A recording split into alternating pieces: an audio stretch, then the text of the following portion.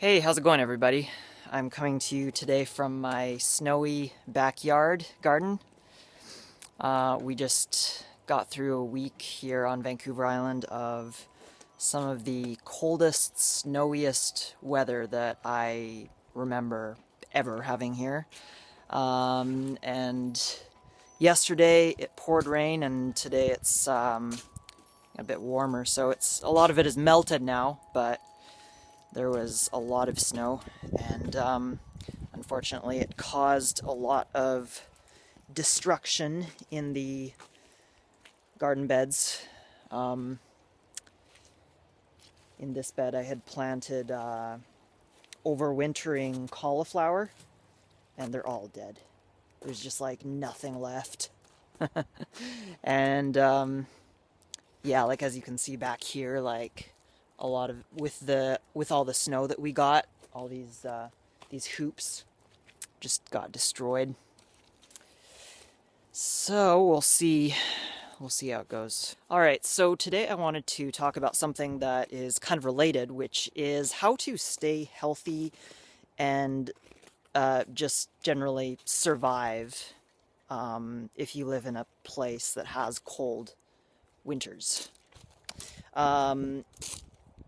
I think it's pretty irrefutable that living in a place like Canada during the winter is it's just not a healthy thing. It's, the short days, the lack of sunlight, the cold temperatures.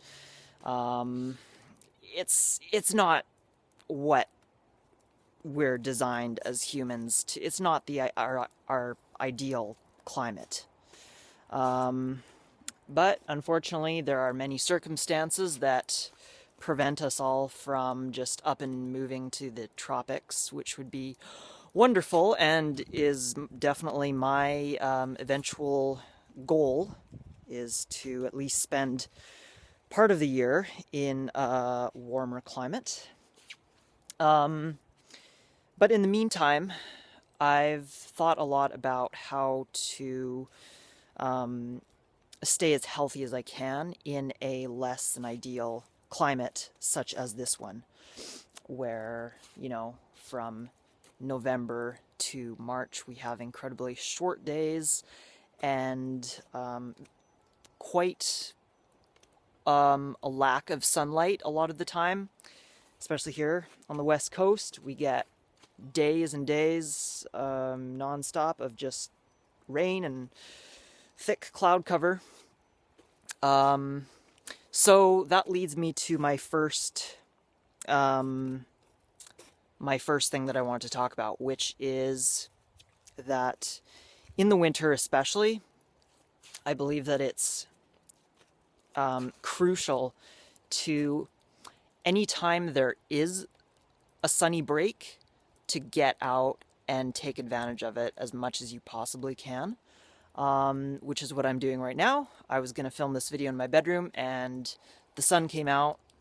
Who knows how long it's going to stay out. So I was like, screw it. I'm coming out here, and I'm going to expose myself to this sunlight because it is beautiful, and I haven't seen it for days.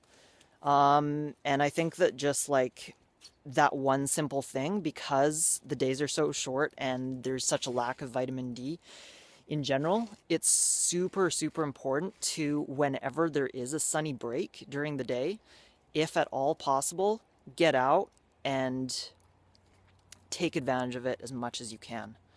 And, you don't even have to necessarily go outside to take advantage of it. If you have a room in your house or your apartment that faces, that is like south facing or gets sun, just like, sit by the window, do your computer work or whatever you're doing, and take advantage of it that way. You don't even have to go outside if it's really cold or something. During this last week of cold spell, that's what I was doing. I was just sitting at my desk, and I was on the computer, but facing the sun. So super, super important. Get as much vitamin D as you can. And, I definitely recommend, at least during the winter months, like taking some kind of vitamin D supplement as well.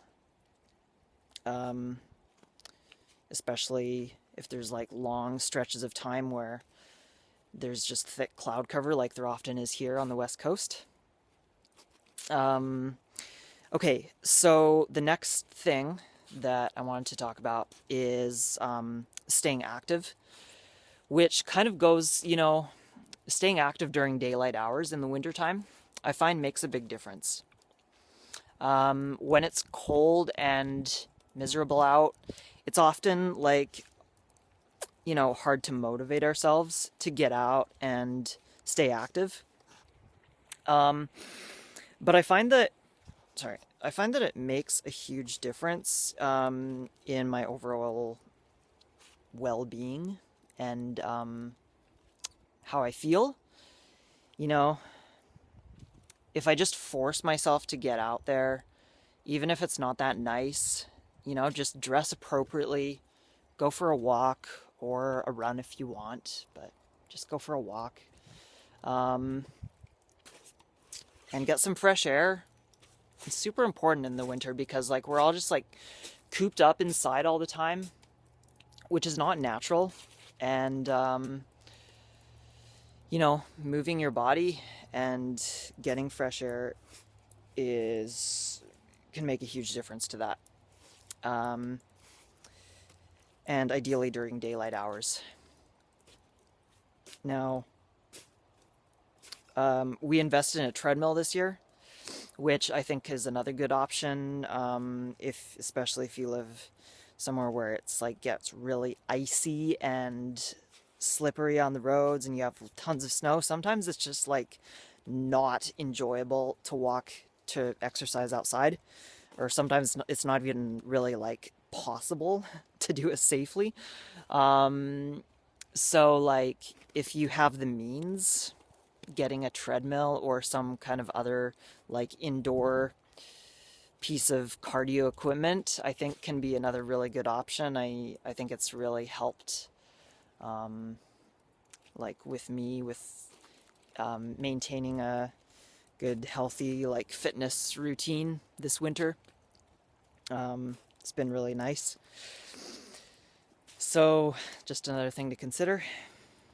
And then obviously like diet. I talk about, this channel is a lot mainly devoted to, fruit-based living and diet. So I think if you're watching this, you probably already have some kind of idea about that, and you can also watch my other videos on the topic. But yeah, just like continuing to eat whole, fresh, ripe, organic fruits and vegetables throughout the winter is super important, and in the wintertime there's often not as much variety and it can be more tempting to like eat other things, eat other cooked meals and stuff.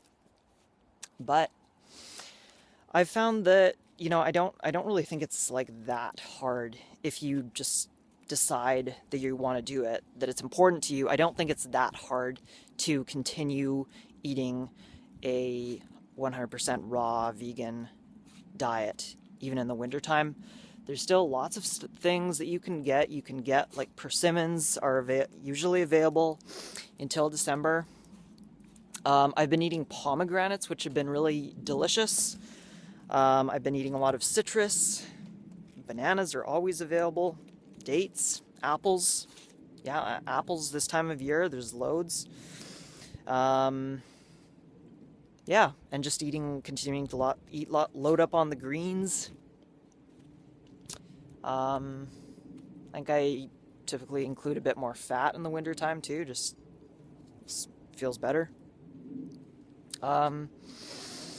Yeah, so I think those are just like a couple of things that I wanted to talk about and mention, and 2 or 3 things to consider as far as surviving and staying healthy in a cold weather climate such as this one.